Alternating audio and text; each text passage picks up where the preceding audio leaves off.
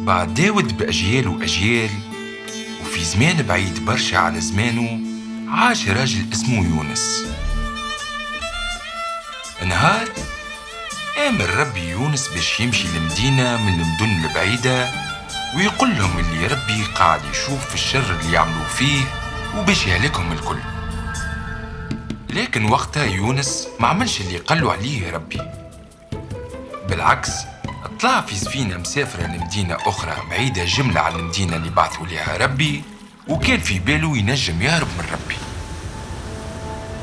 وهو في السفينة وبأمر من عند ربي قامت العاصفة وهاج البحر، وقريب الموج يقلب السفينة ويغرق اللي فيها الكل.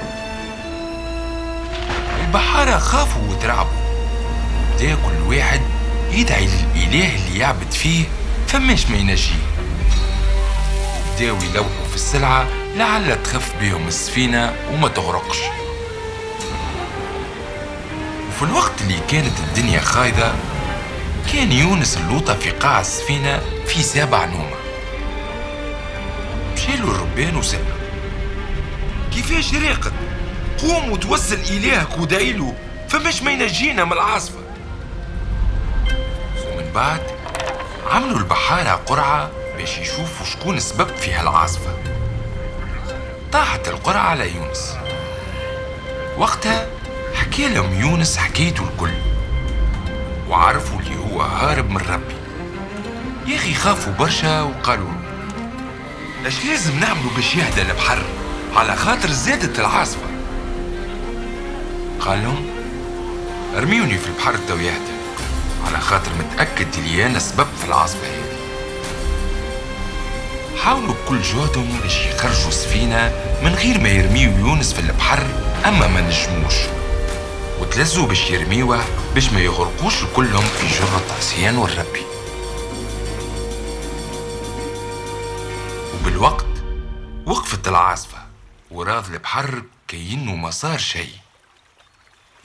فهموا الناس اللي في السفينة إنه إله متاع يونس هو الإله الحقيقي. خافوا وقدموا له قربان ووعدوه باش يعبدوه. أما يونس بعد ما ترمى في البحر، بعث له ربي حوتة كبيرة بلعته وقعد في كرشها 3 أيام و3 ليالي. وقتها تاب وصلى الربي، سبحه وطلب منه باش ينجيه.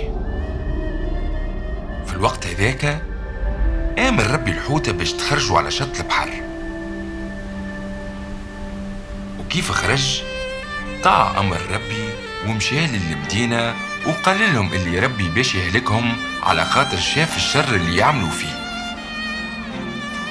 وبالفعل تابوا أهل المدينة الكل وبطلوا الشر اللي كانوا يعملوا فيه،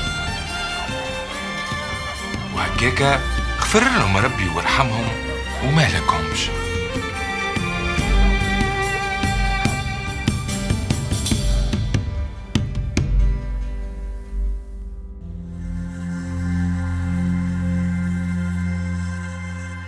رفض يونس باش يوصل الرسالة اللي حب الله يبعثها للمدينة البعيدة.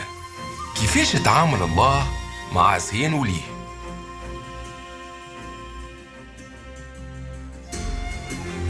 وقتاش آمر الله الحوتة باش تخرج يونس من كرجها؟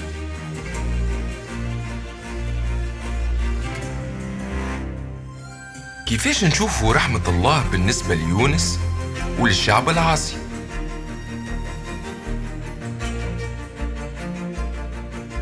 تورينا القصة هذه كيفاش الله استعمل حوتة باش يوعي يونس على عصيانه ويعطيه فرصة ثانية باش يطيعه. هل انت واعي انه الله يستعمل اي طريقة باش يعطيك فرصة حتى تعرفوا وتتبعوه؟ كيفاش؟